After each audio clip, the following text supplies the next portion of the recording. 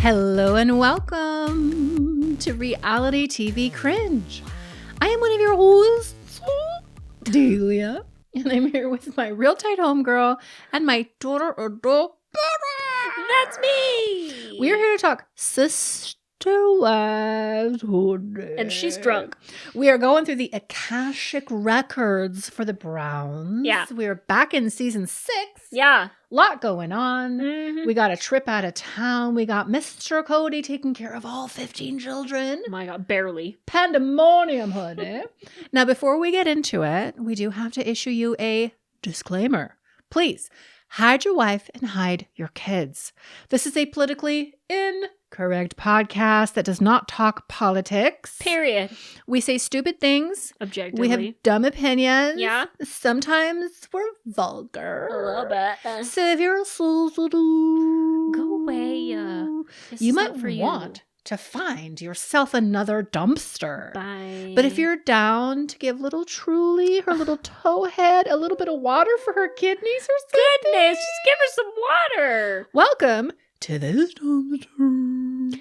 And if you like what we do over here, please be sure to follow us on the Instagram at Reality TV Cringe and join us on Patreon, patreon.com/Reality TV Cringe. We have so much bonus content up on there, bonus after shows, ad-free audio if you're sick of all these fucking ads. Wow. God. Aggro. Well, some people get really mad about it. Do they? No. It's not our fault. Shoot. Go to Patreon, okay? Yes, and we're wrapping up the valley and we're about to embark back into our couples therapy Yes! journey. I've missed it. I've missed it too, and I'm excited to do it. So definitely come join us on Yeah. Patreon. If you are watching on YouTube, hello, you look Hi. beautiful today.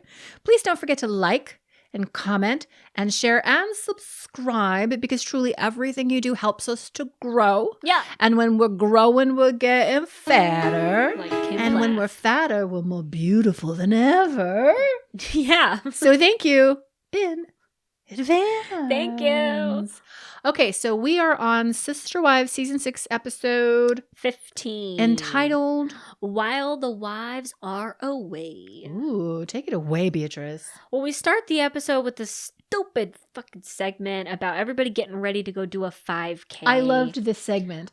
This was probably the best segment of the whole episode. No. Yeah. It is not the best segment Well, of the whole because you got episode. to see Robyn and you got to see Janelle. Yeah, Janelle looked great. Janelle's the one that wants to do the 5K. And she's kind of getting everybody else to try and be involved. Although, I think Christine's like, I'm not going to do a 5K. No, she did it with McKelty. Did she? Yeah, they both Oh, did it was with Mary her. that was Mary like, was like, absolutely not. Not doing it. Mm-mm. Robyn does it. And I've got a bad back. I've got a bad My back. back I'm not is gonna really run. sore. I've got this cold sore. Yeah. Couldn't possibly do it. Cody was blowing my back out, so I couldn't do the 5K.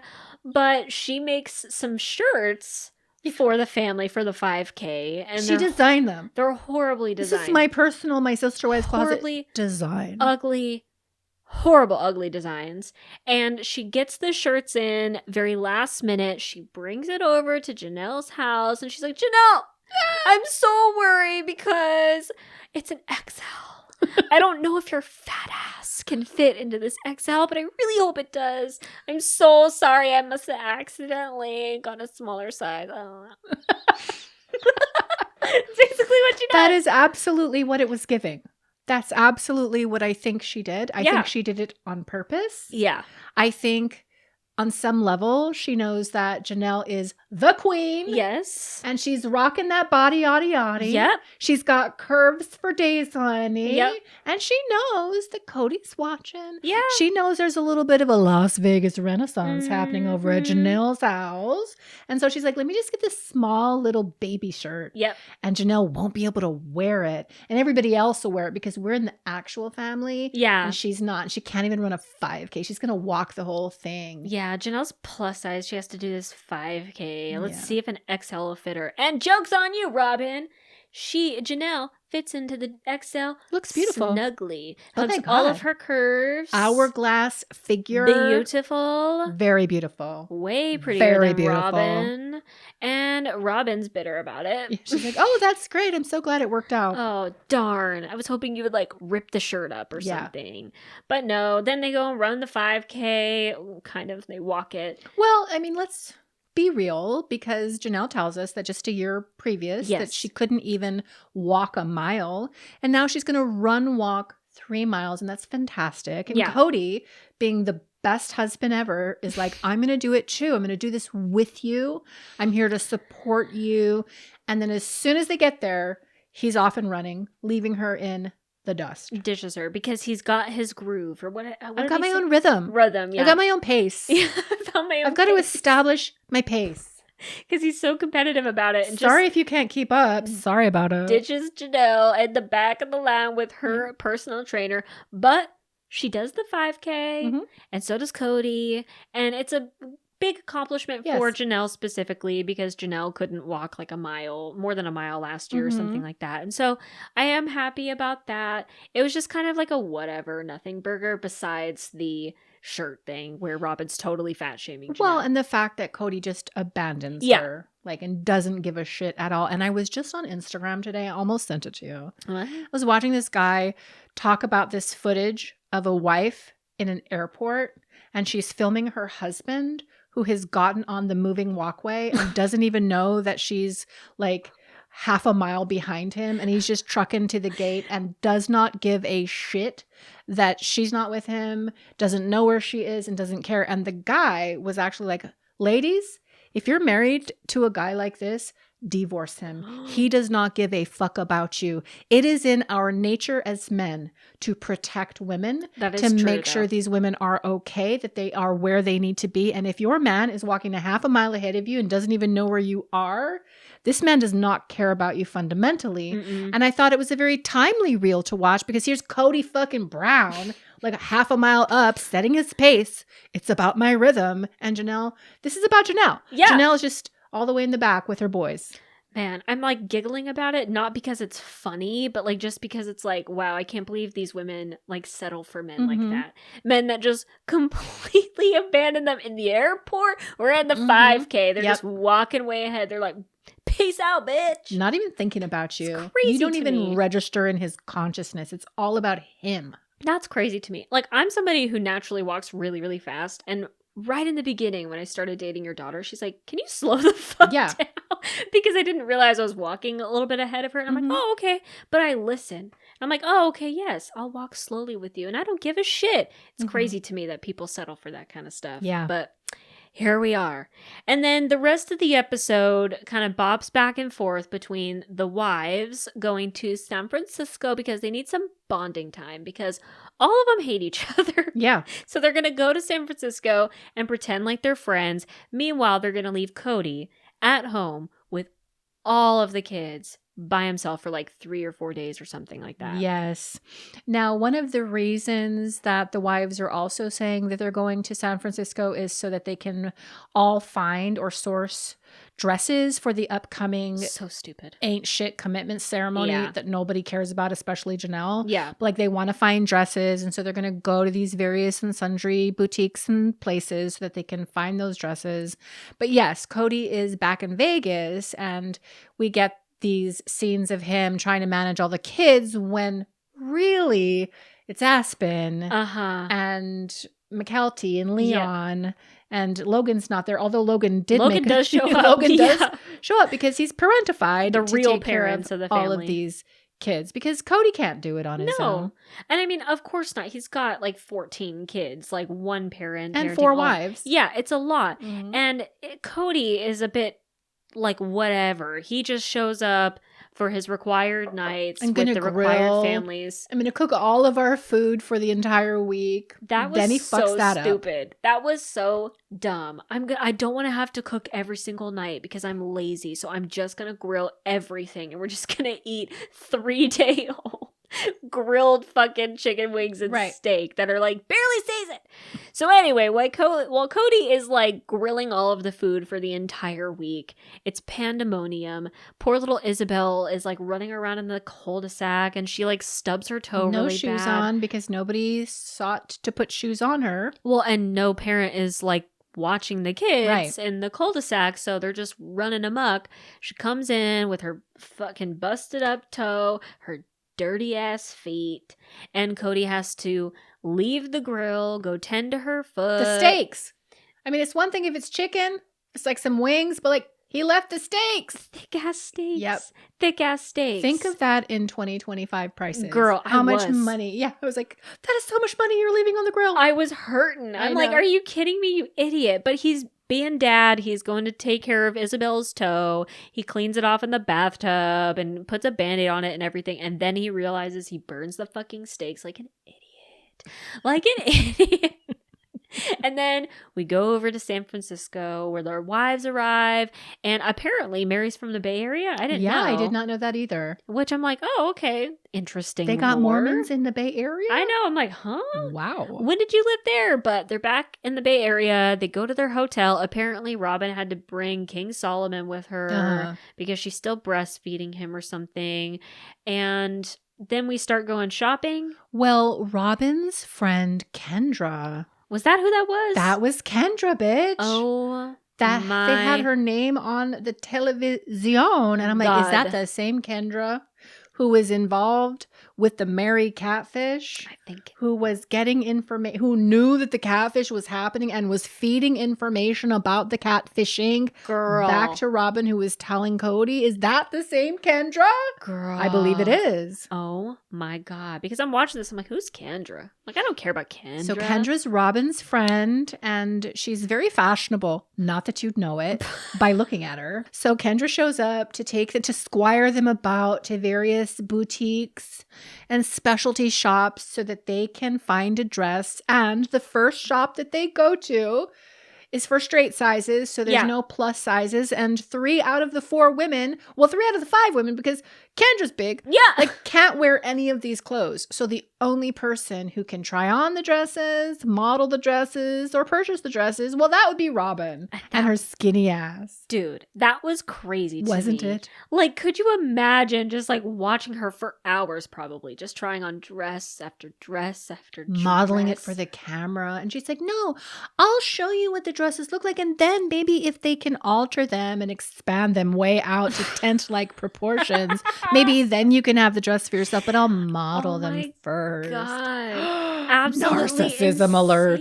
100%. And like, she has the gall to show her calves and her ankles because shark bait, so white. So much, but like so much skin, so naughty. And then we have a whole conversation about like modesty, and this is why they have to wear their camisoles over a long sleeve shirt because they don't want to show any kind of skin because they're pure women. But you have Robyn, this little hoe over here, trying on knee length dresses in San Francisco, sleeveless and everything. What a hoe! When she came out in that hot pink dress, That was awful. I thought it was pretty, but I thought that's Janelle's color, bitch. Oh, That is not your color. That's definitely. Queen Janelle's color. But like Definitely. none of these dresses are going to fit the other 3 wives. I felt like it was kind of like a humiliation ritual. A little bit, right? Just another attempt to show these fat ladies that they're fat and that Robyn's thin and that she's the favorite. And I was like, this is really sad. And then they go to the plus size store, and the owner of the plus size store is like, I'm sorry, Robyn, but we don't serve your kind here.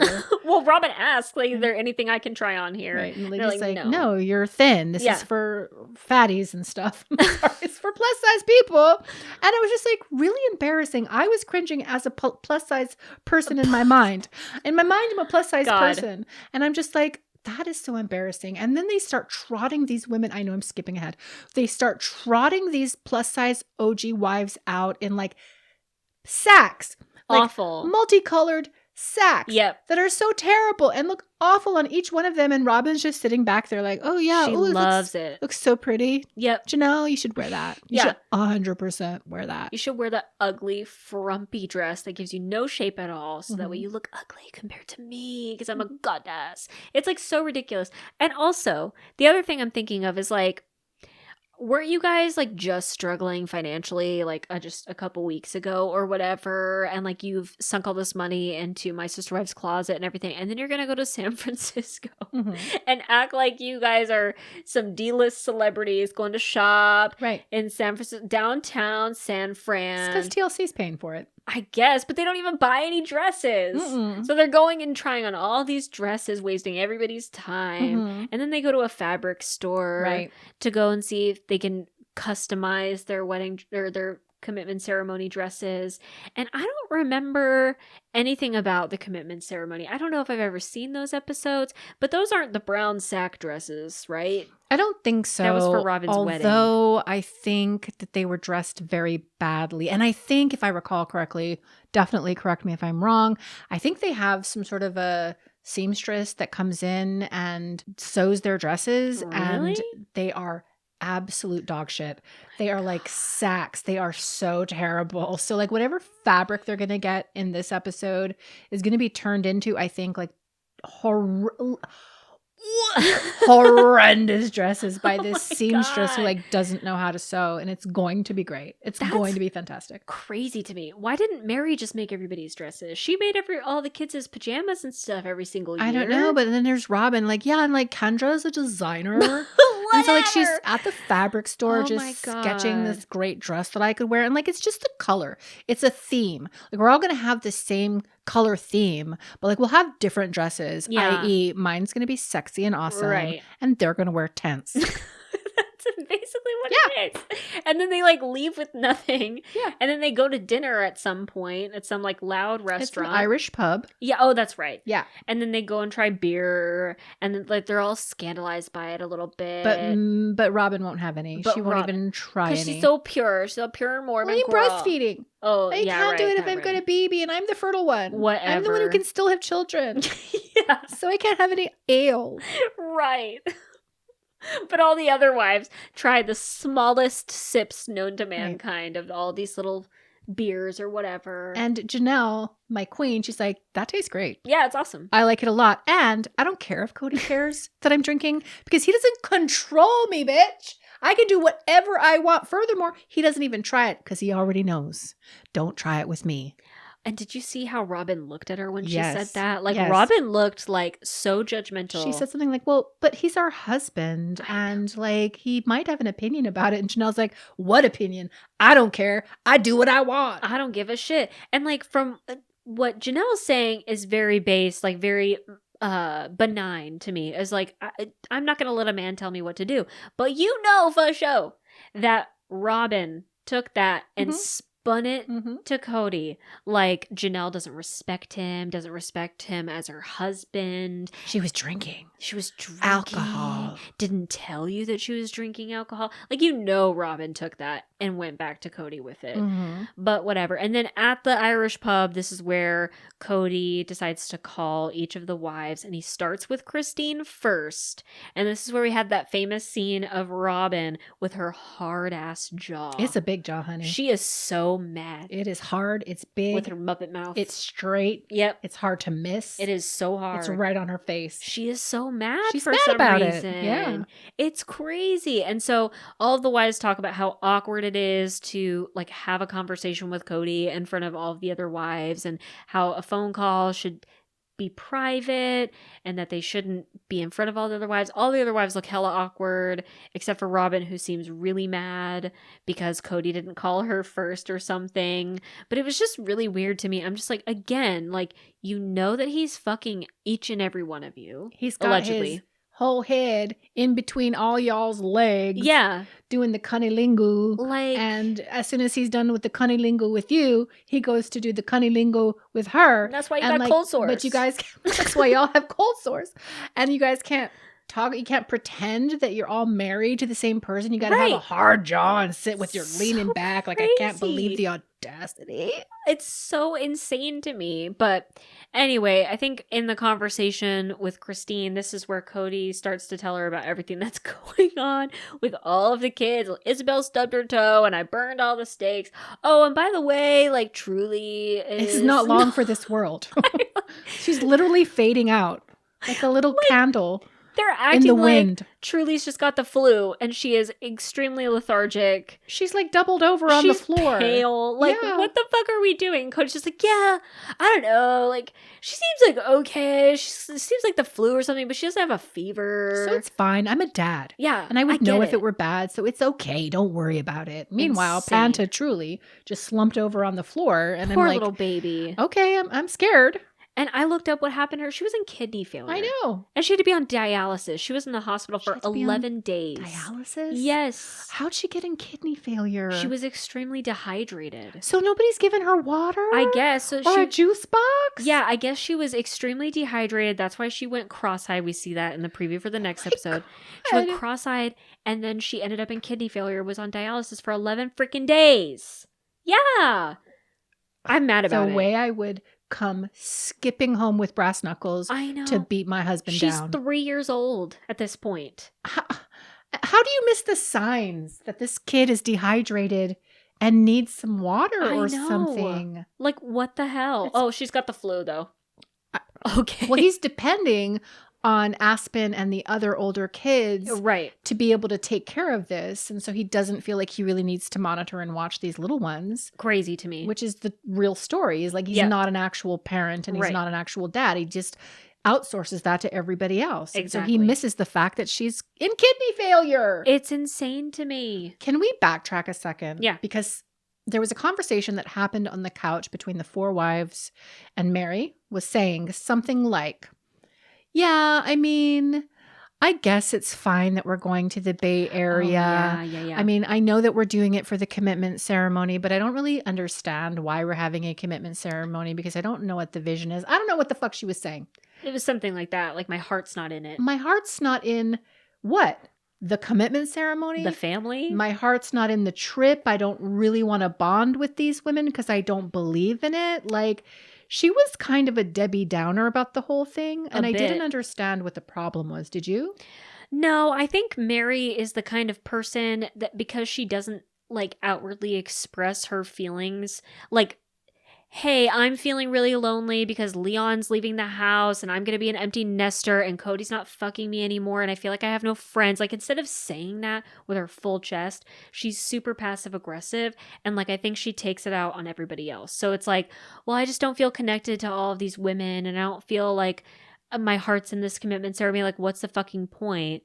Instead of just expressing like how you actually feel. Like, you want to shit on everything else. So I'm wondering if things in Mary's life are starting to quiet down because Leon's about to leave and everybody's got their own place. Yeah. And now it's becoming glaringly obvious that she is just not happy. Yeah. And instead of like addressing that and trying to have healthy conversations, she's sending up these little flares to sort of indicate, yeah, I know this is important for you guys. You guys want to bond with each other, but like, I don't know if I believe in that or that we could even be connected. It's like this little passive aggressive flare that she's sending up that she's profoundly unhappy. And of course, in a couple of years, we are going to get Kendra and Robyn and Cody and Mary with a banana in her mouth in a tub talking to a woman who's pretending to be a man, falling in love with this guy named Sam. Yep. And I feel like this is where it all begins. Of course, it begins before this because I don't know if they were ever happy. I think they were always pretty dysfunctional, but it was so busy that Mary really didn't have the space to notice it.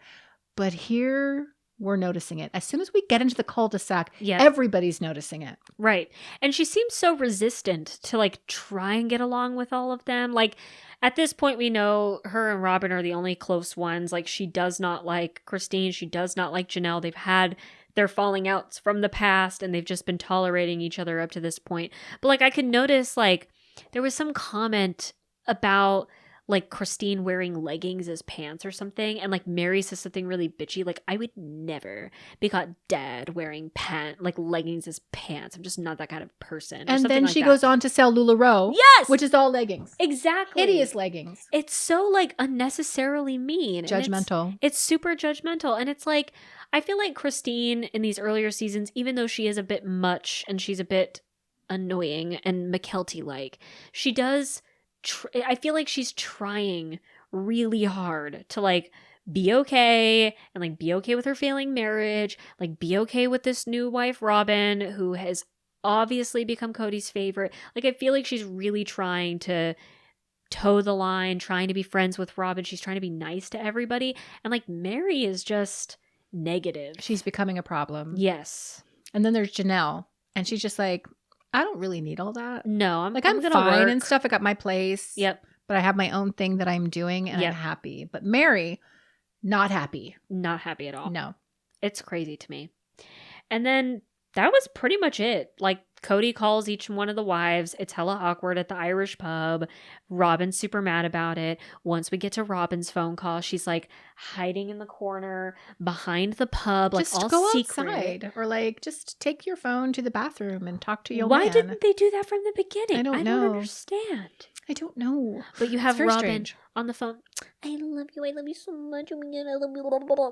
Mhm. Meanwhile, all the other wives are getting like, you know, updates on what's Mhm. going on, updates on the bills. There's a kidney infection There's a happening, kidney- and everybody's kidney eating infection. charcoal steak. Yeah. Yeah. Burned all the steaks that I Mhm. spent a bunch of money on. Mhm. And then the wives return, and Truly immediately wants Christine. Yeah. Aspen debriefs Christine, and I think all of the rest of the moms of like everything that's happened, because Aspen was the real parent the last 3 days.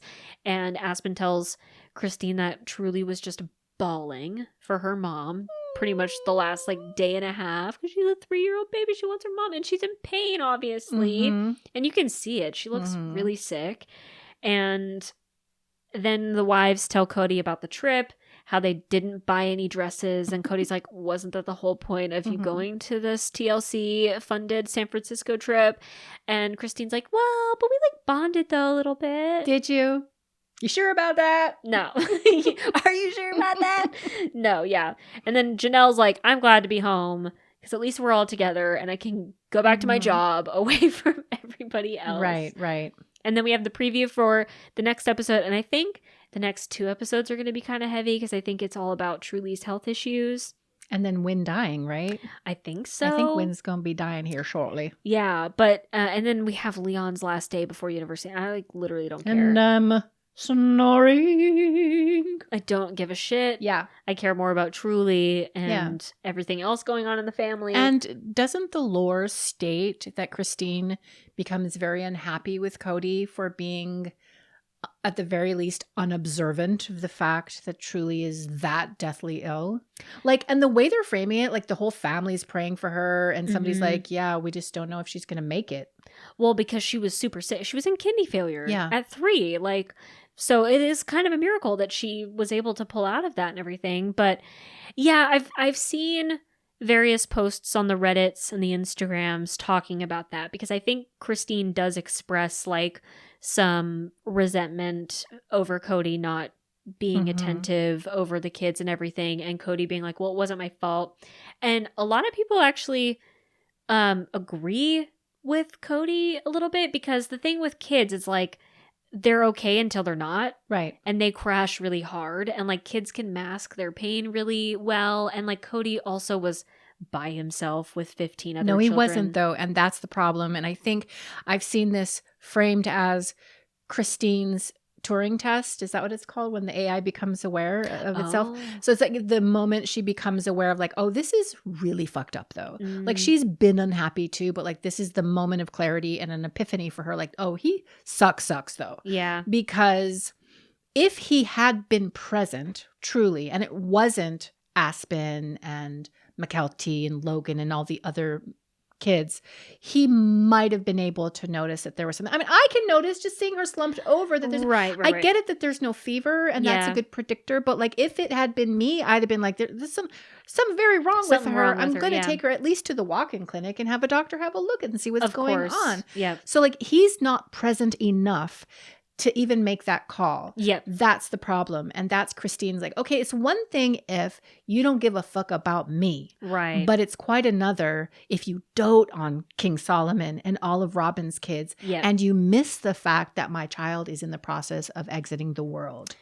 And Fuck that's you and the horse that you rode in on. And that's a great point. I think where people come from on Reddit is like, you can't blame like one parent or the other for not noticing those kinds of things. But at the same time, it's like, yeah, Cody, you're not present enough. And you're not like emotionally connected enough to your kids to be able to pick up on that. Because to him, he's looking at it like, oh, Occam's razor, it's probably just the flu or something. Like, whatever, she'll be fine. But it's like, no, if you were emotionally tuned in and connected to your kid, you would know. I feel like parents who are connected to their kids would be like, there's something physically wrong with his Did you kid. sleep there that night? It sounds like Aspen slept there that night. Right, It sounds like where- McKelty was there that night. Right. Why weren't you there with Truly? Great point. So like, and he's trying to play it off like, well, I'm a dad. Like I would know if Right. something was truly wrong. It's okay. There's no fever, but like you weren't even really there. And that's where Christine, if I'm Christine, I'm like, so you didn't sleep in the same bed? You didn't bring her into your bed and sleep with her and watch her all night? Like what? Yeah, like why were the elder teenagers Mm-hmm. responsible for the little kids in the family? Like why didn't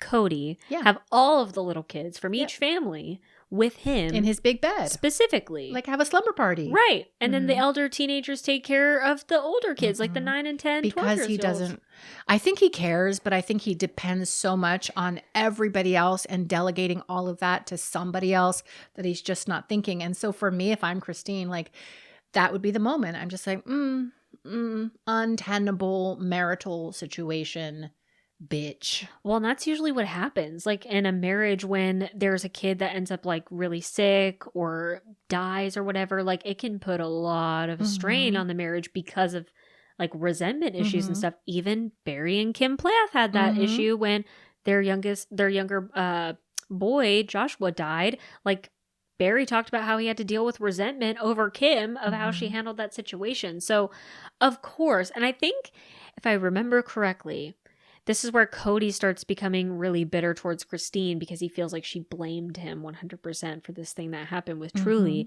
And it's again speaks to his narcissism of not being able to take any kind of ownership or Right. accountability for the fact that he was negligent and didn't pay attention to Truly and her declining health status. Like it's crazy to me. And like, if he wanted to, he would, is what Yep. we often say about dudes.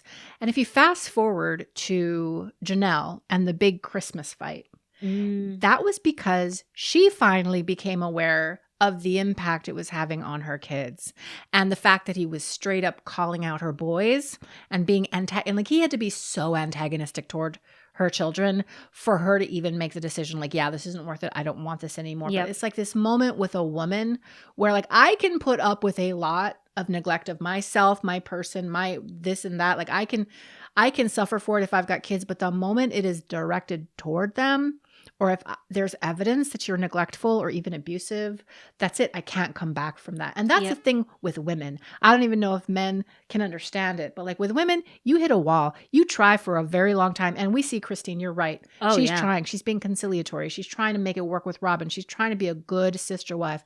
But like then we hit that fucking wall Yeah. and there is absolutely no going back from that. I know she tries. I know they go to Galveston. Yeah. I know they make a cairn, like a rock structure. I know all of that. But like, I think at this point, this is the beginning of the end for Christine's heart. It starts to break Yeah. right here. The foundation is not steady anymore. And interestingly, it's happening with Mary too, just in a very different way. She's also being profoundly neglected. Yep. And then Janelle is as well. But she's comfortable. And that's Yeah. the thing about a Taurus woman. Like if I'm comfortable, it covers a multitude of sins. Right. But when I start to become uncomfortable, like because my kids are crying, Yeah. now I'm getting up out of the bed and I'm getting my brass knuckles. Right. It's about to go down. Yep. That's Janelle. Well, and Janelle seems like the kind of person too where she's like very easygoing. Like you Mhm. don't have to do a lot. No. And like then it just became where Cody didn't do anything. And then it's Right. like, okay, how can I even tolerate this now when it's Mhm. affecting the kids? But yeah, this was concerning to me. I felt really bad for Truly. I had to look up like what happened to her because I couldn't remember exactly. And so I'm sorry for spoiling it. But like I just felt Well, they all know she's alive. We I just know. watched season 19. But like if people haven't watched season 6, Right. but it's like, I just felt bad watching little Truly be visibly Baby, sick. my I mean, little angel. she's 3 and all bald and cute, Oh, and she's so bald. sick. She's a wispy little tendril. That's how I was as a baby, really too. little towhead. I was bald until I was Oh like my 4. God, so adorable. Yeah. Poor baby. So Cody ain't shit. Cody's a piece of shit. He's a bad And dad. Robyn's a piece of shit too. Oh my God, fat shaming. Completely, passively, the entire episode. Such a mean girl. Very much so. Well, is there anything else that we need to say to these beautiful raccoons before we get up on out of here, Beatrice? Well, if you love our podcast, please go to your favorite podcast platform and leave us a glowing 5-star review. It really helps us grow the pod and we really appreciate it. So thank you very much. We will be back next week with 2 episodes, another Sister Wives recap, and then we're going to catch up with our Welcome to Plathville because Beatrice is going on vacation. Yeah, sorry about it. So we're going to miss the next Plathville, but then we will be back to catch up with that and then get everything back on the road. So until then, please do not forget that we have nothing but love for you and peace out. Bye. Bye, guys.